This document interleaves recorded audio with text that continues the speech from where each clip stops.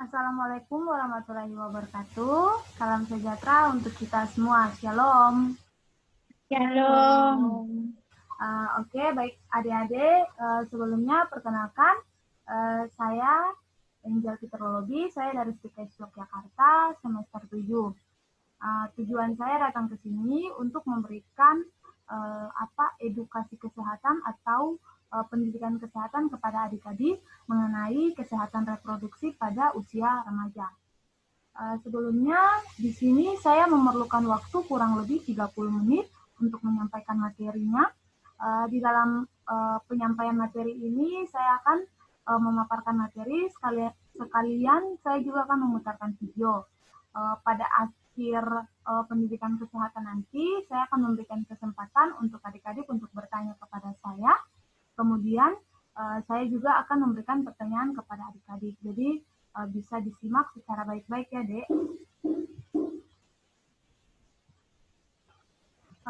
Oke. Sebelum saya mulai, ada baiknya mungkin adik-adik bisa memperkenalkan diri agar saya bisa mengetahui dan mungkin kita bisa ngobrol secara santai aja. Iya, terima kasih Kak. Perkenalkan saya Delika Guguan. Saya Lenor Ceteliwai sama. Oke, terima kasih untuk Ade Delika sama Ade Leno. Baik, kita mulai ya, langsung masuk ke materi kita di hari ini. Baik, kita di sini tadi saya sudah menyebutkan bahwa kita akan mempelajari tentang kesehatan reproduksi. Nah, sebelumnya kita akan masuk kepada pengertian dari kesehatan, pengertian sebagai kita sebagai seorang remaja.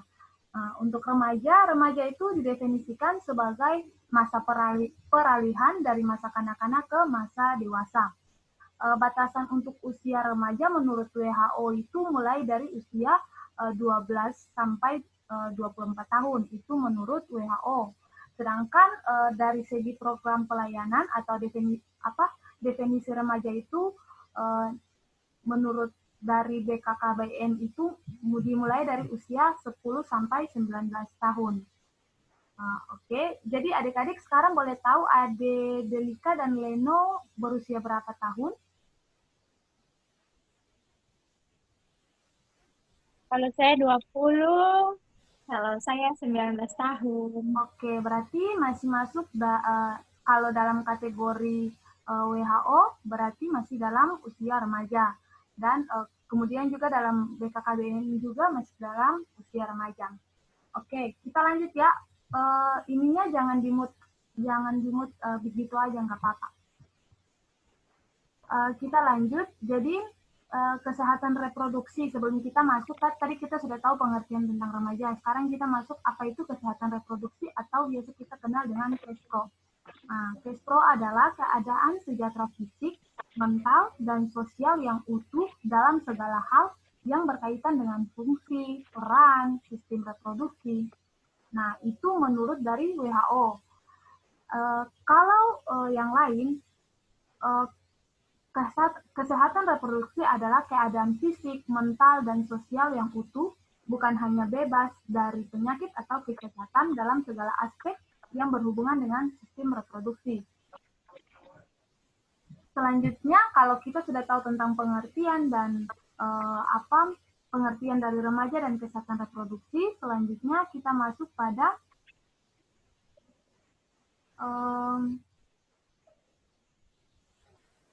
pertumbuhan fisik remaja. Nah, kan Ade Leno dan Tika masuk dalam kategori sebagai remaja perempuan. Nah, untuk Ade Leno dan Ade Delika mungkin bisa mengetahui pertumbuhan fisik pada usia remaja, khususnya perempuan itu biasanya diawali dengan mulai menstruasi, terus yang kedua payudara dan panggul membesar, ketiga indung telur membesar, 4. Kulit dan rambut berminyak dan tumbuh jerawat. 5. Vagina mengeluarkan cairan. 6. Mulai tumbuh bulu ketiak di sekitar bulu di ketiak dan di sekitar vagina. Terus yang ke-7, tubuh bertambah tinggi. Lengan dan tungkai kaki bertambah panjang. Yang ke-8, Tulang-tulang wajah mulai memanjang dan membesar sehingga tidak terlihat seperti anak kecil lagi. Yang kesembilan, kaki dan tangan bertambah besar. 10, keringat bertambah banyak. Dan yang terakhir yaitu indung telur mulai membesar dan berfungsi sebagai organ reproduksi. Nah, sebelum kita lanjut ke materi selanjutnya, di sini apakah ada dari 11 pertumbuhan fisik remaja yang terjadi pada perempuan ini, apakah Ade Delika dan Leno sudah mengalaminya atau belum? Ya. Oke, berarti sudah ini ya hampir semua atau baru sebagian? Hampir semua deh, hampir semua. Oke, baik, terima kasih. Kita lanjut lagi ya. Untuk perubahan fisik pada remaja laki-laki, mungkin kita lihat secara sekilas saja karena di sini peserta yang mengikuti PNKes rata-rata semua perempuan. Nah, kita lanjut ya. Ya, perubahan fisik juga terjadi baik pada perubahan emosi, pikiran, perasaan, dan lingkungan pergaulan, dan adanya tanggung jawab. Nah, itu seperti perubahan psikis yang sering terjadi pada remaja, itu biasanya ada 4. Yang pertama, remaja lebih senang berkumpul di luar rumah dengan kelompoknya. Kedua, remaja lebih sering membantah atau melanggar aturan dari orang tua. Yang ketiga, remaja ingin menonjolkan diri atau bahkan suka menutup diri. Dan yang terakhir, remaja kurang mempertimbangkan maupun menjadi sangat tergantung pada kelompoknya. Itu perubahan psikis yang terjadi pada remaja. Kalau pada usia remaja, tugas-tugas perkembangan yang harus dipenuhi adalah sebagai berikut. Yang pertama, mencapai hubungan yang baru dan lebih mendalam dengan teman sebaya baik sesama jenis maupun lawan jenis. Yang kedua, mencapai peran sosial, maskulin dan feminin. Yang ketiga, menerima keadaan fisik dan dapat mempergunakannya secara efektif. 4, mencapai kemandirian secara emosional dari orang tua dan orang dewasa lainnya.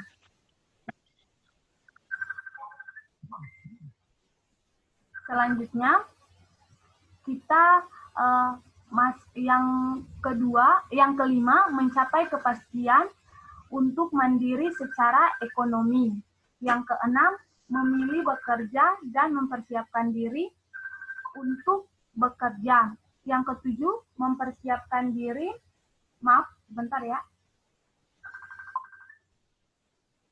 Yang ketujuh, mempersiapkan diri untuk memasuki perkawinan dan kehidupan keluarga. 8, mengembangkan kemampuan dan konsep-konsep intelektual untuk tercapainya kompetensi sebagai warga negara. Yang ke-9, menginginkan dan mencapai perilaku yang dapat dipertanggungjawabkan secara sosial. Dan yang ke-10, memperoleh rangkaian sistem nilai dan etika sebagai pedoman perilaku. Selanjutnya,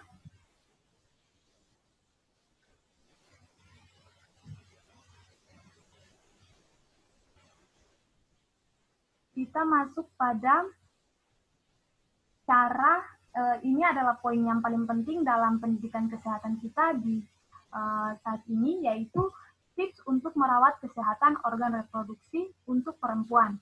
Yang pertama, adik-adik harus tahu, yang pertama, selama haid, harus menggunakan pembalut wanita untuk menampung darah haid, ataupun dibuat dengan kain bersih. Itu yang sangat penting. Yang kedua, mengganti pembalut 4 jam sekali atau lebih sering selama haid. Yang ketiga, setiap kali buang air, siramlah atau dibasuh alat kelamin dengan air yang bersih atau pengganti air atau tisu. Yang keempat, setelah buang air besar, bersihkan alat kelamin dari depan ke belakang, bukan sebaliknya, agar sisa kotoran tidak masuk ke alat kelamin. Yang kelima, jangan sering menggunakan antiseptik atau cairan pembunuh kuman untuk mencuci alat kelamin, khususnya vagina, karena akan mematikan mikroorganisme yang secara alami dapat melindungi vagina. Yang keenam, jangan memakai celana yang terlalu ketat. Dan yang ketujuh, mengganti celana dalam 2 kali sehari. Dan yang terakhir yaitu gunakan celana dalam yang menyerap keringat. Itu adalah tips untuk merawat alat kesehatan reproduksi pada wanita. Nah, di sini perlu adik-adik ketahui, dalam usia remaja kita tahu bahwa usia ini adalah usia yang manusia dalam usia labil. Jadi ingin mencoba-coba dalam melakukan hal-hal yang baru. Misalnya kita lihat banyak sekali kasus-kasus yang terjadi di luar, yaitu seperti adanya seks bebas, ada kasus pemerkosaan, terus ada banyak kasus-kasus yang dilakukan oleh remaja. Nah, yang perlu kita garis penting di bawah ini, yang banyak terjadi pada remaja yaitu seks bebas, yang menyebabkan kehamilan di luar nikah, terus perkawinan dini. Nah, perlu teman-teman tahu bahwa penyakit dari cara kehidupan yang tidak sehat itu dapat mengakibatkan berbagai macam penyakit, seperti kita kenal dengan PMS atau penyakit menular seksual. Nah, di sini saya ada 6 poin dari penyakit itu, seperti yang pertama gonorea, yang kedua herpes, yang ketiga sifilis, 4 kandidasi vagina, 5 trichomoniasis, dan yang terakhir yang kita tahu bahwa penyakit ini marak dan banyak terjadi yaitu HIV/AIDS. Jadi perlu adik-adik tahu bahwa pergaulan bebas, seks bebas, dan yang dilakukan banyak remaja itu memiliki banyak sekali efek samping, baik yang negatif maupun positif. Jadi saya sebagai pemateri di hari ini ingin mengingatkan kepada adik-adik agar selalu melakukan kegiatan positif selama masih dalam usia remaja. Mungkin itu yang dapat saya sampaikan. Selanjutnya kita akan masuk dalam pemutaran video. Nah, di sini saya ada video tentang penjelasan tentang kesehatan reproduksi pada remaja. Mungkin adik-adik bisa memperhatikannya dengan baik ya.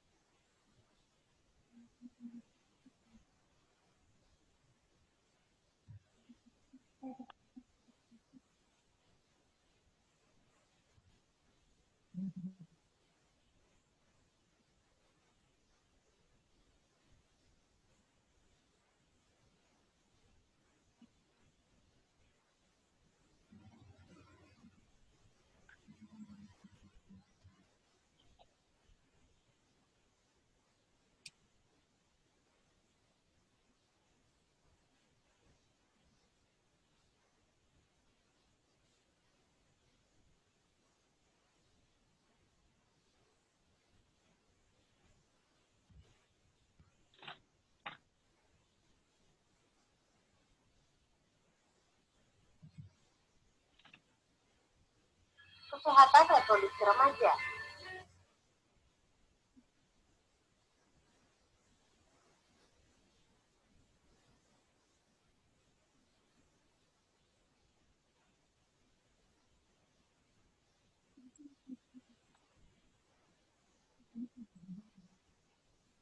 Ya, apakah udah kelihatan di layar adik-adik? Iya, sudah. Oke, mungkin adik-adik bisa memperhatikan sekilas dari penjelasan kesehatan reproduksi remaja ya. Apa kesehatan reproduksi itu? Apakah kamu sudah mengetahui tentang kesehatan reproduksi dan pentingnya menjaga kesehatan reproduksi?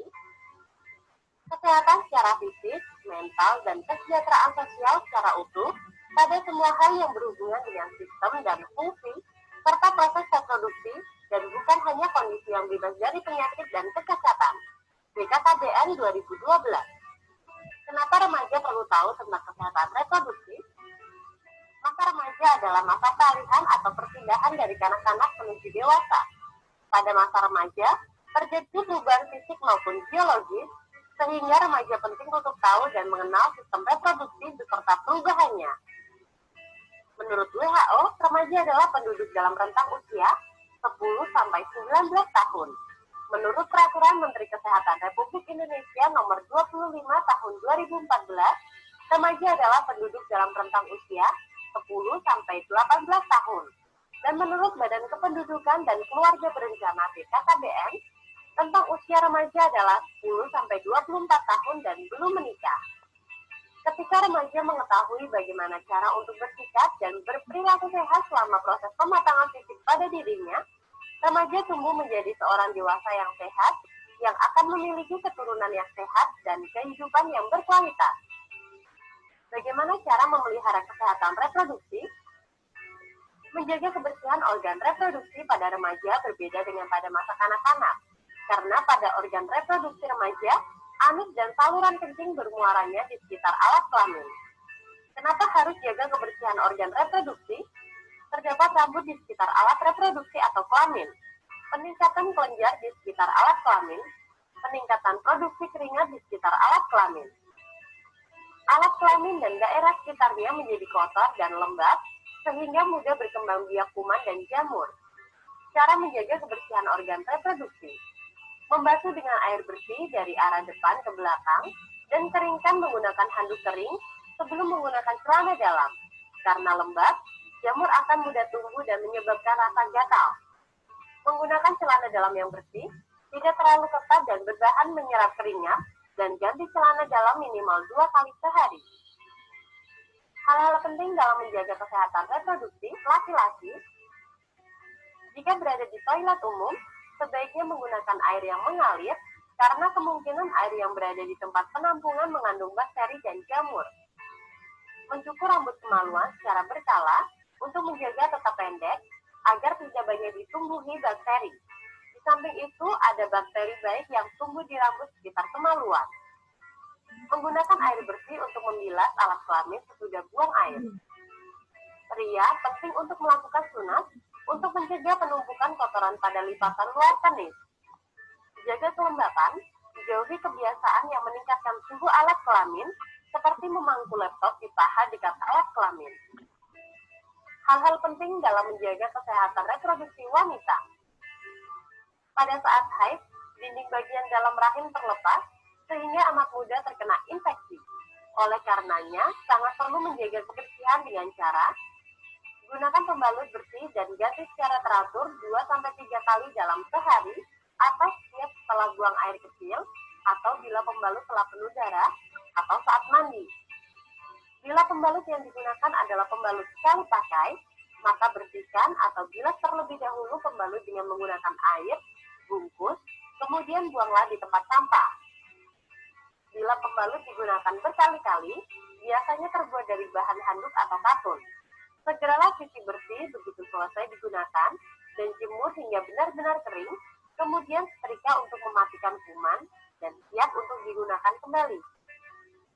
Hindari penggunaan panty liner secara terus-menerus, karena dapat menyebabkan iritasi. Hindari penggunaan cairan khusus pembersih organ intim secara rutin, karena akan mengganggu keseimbangan pH dalam vagina. Bila terlalu sering dipakai, justru akan membunuh bakteri baik dalam vagina, yang selanjutnya akan memicu tumbuhnya jamur, akibatnya muncul gatal-gatal di area organ intim. Pubertas. Setiap manusia, baik laki-laki maupun perempuan, mengalami masa pubertas.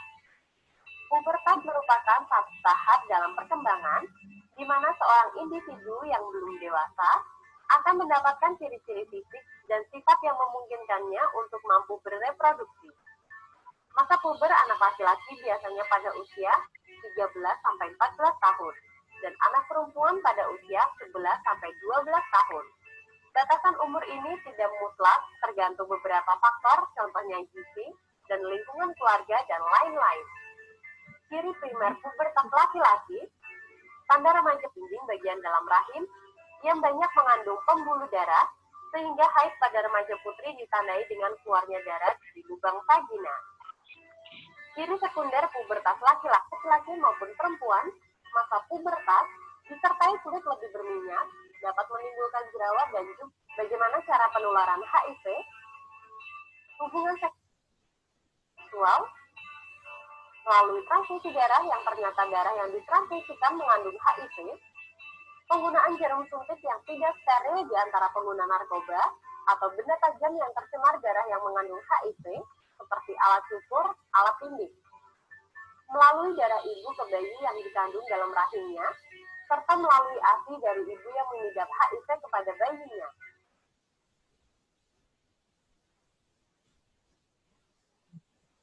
Oke, baik adik-adik. Demikian video yang dapat saya tampilkan. Sebelum kita mengakhiri pendidikan kesehatan kita di hari ini, saya memberikan kesempatan untuk adik-adik bertanya mengenai materi yang tadi saya sampaikan. Silakan. Saya Delika. Di sini saya mau bertanya, itu kan Kak, di kemaluan laki-laki itu kan biasa cukur apa? Dibilang cukur gitu. Cukur bulu-bulu yang timbul di area sistem reproduksi. Kenapa laki-laki cukur terus perempuan? Maaf, diulang lagi, Dek. Kan tadi itu ada di video itu ada apa? Menjelaskan sistem reproduksi untuk laki-laki itu bulu-bulu yang bertumbuh di sistem reproduksi laki-laki itu harus dibersihkan atau dicukur. Terus perempuan tidak, itu kenapa ya Kak? Oke, baik, terima kasih untuk pertanyaannya. Pertanyaannya sangat bagus ya. Tepuk tangan dulu untuk penanya pertama. Baik, saya akan menjawab pertanyaannya. Intinya adalah begini deh. Bukan saja untuk laki-laki, tetapi juga untuk perempuan. Fungsinya itu untuk apa? Untuk menjaga kelembapan pada bagian alat reproduksi, baik wanita maupun perempuan. Nah, selain itu juga mencukurnya itu bukan untuk artinya bukan untuk dicukur habis, tapi hanya memotong agar tidak bulu-bulu atau rambut-rambut kecil yang tumbuh di alat kelamin itu tidak menjadi sarang untuk bakteri yang tidak baik bertumbuh. Karena biasanya kan kita tahu kalau misalnya selesai mandi atau buang air kecil atau buang air besar, tentu di area situ akan mengalami kelembapan. Sehingga mengapa harus dibersihkan tapi dipotong tapi bukan dihabiskan. Nah, karena tadi dijelaskan dalam video bahwa di rambut-rambut kecil itu ada tumbuh bakteri baik yang menjaga kelembapan juga di area reproduksi wanita maupun perempuan. Wanita maupun laki-laki. Itu mungkin penjelasan dari saya. Bagaimana? Iya, Kak. Oke. Ya, silakan. Ada lagi yang ingin bertanya? Nah, iya, Kak. Saya Leno, saya mau bertanya, Kak. Sesuai dengan penjelasan yang telah disampaikan, kan di situ dibilang ada tips-tips kan untuk menjaga kesehatan reproduksi dari wanita. Di situ kan ketika menstruasi menggunakan pembalut kan ada beberapa hari yang lalu atau bulan yang lalu saya pernah mendengar membaca artikel sedikit bahwa itu sedang direkomendasikan untuk perempuan itu menggunakan pembalut kain.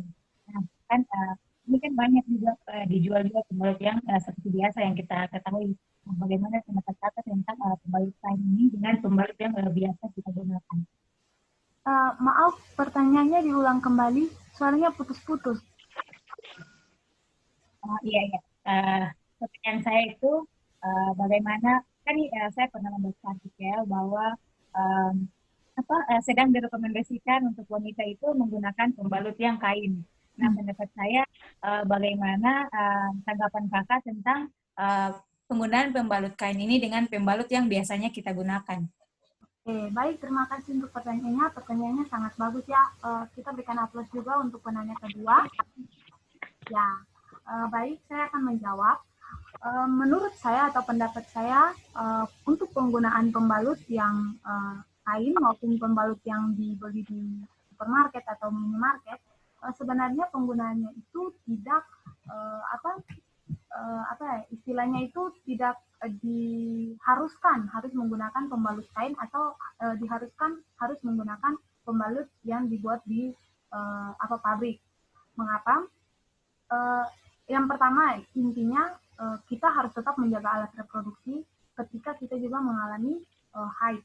Nah, yang pertama yang tadi sudah dijelaskan bahwa ketika pembalut sudah penuh harus diganti dalam waktu 2-4 jam. Terus yang berikut, pembalut yang digunakan juga tidak boleh mengandung pewangi atau bahan-bahan kimia yang berlebihan, karena itu akan mempengaruhi fungsi atau pH di dalam vagina wanita. Sehingga sebenarnya penggunaan pembalut maupun pembalut kain maupun pembalut dari pabrik itu kegunaannya itu sama, asal kita sebagai pengguna atau sebagai wanita yang menggunakan pembalut, kita mengetahui cara untuk mengatasinya itu bagaimana, cara untuk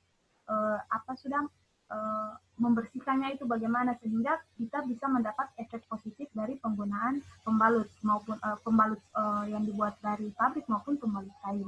Jadi itu terpulang juga dari kita masing-masing sebagai pengguna, apakah kita bisa menjaga kebersihan alat reproduksi kita atau tidak. Itu mungkin dari saya. Bagaimana, Dek? Ya. Oke. Baik, sebelum saya mengakhiri juga saya ingin bertanya juga kepada adik-adik. Tadi saya sudah menjelaskan beberapa penyakit menular penyakit menular seksual atau kita kenal dengan PMS. Nah, di situ kalau tidak salah ada 6 poin dari penyakit itu. Apakah adik-adik bisa menyebutkan 3 dari 6 poin penyebab kalau kita melakukan hubungan seksual bebas? Apakah adik-adik bisa menyebutkan 3 dari 6 penyakit yang tadi saya sampaikan? Yang pertama itu sifilis, Kemudian yang kedua ada HIV. Ya, betul sekali. Kemudian ada hepatitis kalau nggak salah. Apa?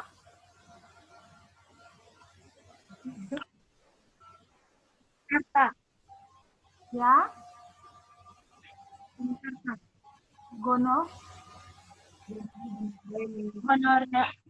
gonorea. Herpes, hepatitis, herpes, sifilis sama AIDS. Oke. Baik. Oke, terima kasih untuk jawabannya. Terima kasih juga untuk kerjasamanya selama 30 menit ini. Semoga apa yang saya sampaikan, video yang saya putarkan, materi yang saya sampaikan dapat berguna bagi adik-adik. Terima kasih. Kita akan berjumpa lagi mungkin di lain waktu untuk materi-materi selanjutnya. Assalamualaikum warahmatullahi wabarakatuh. Salam sejahtera untuk kita semua. Shalom. Shalom. Terima kasih, Kakak. Ya, sama-sama.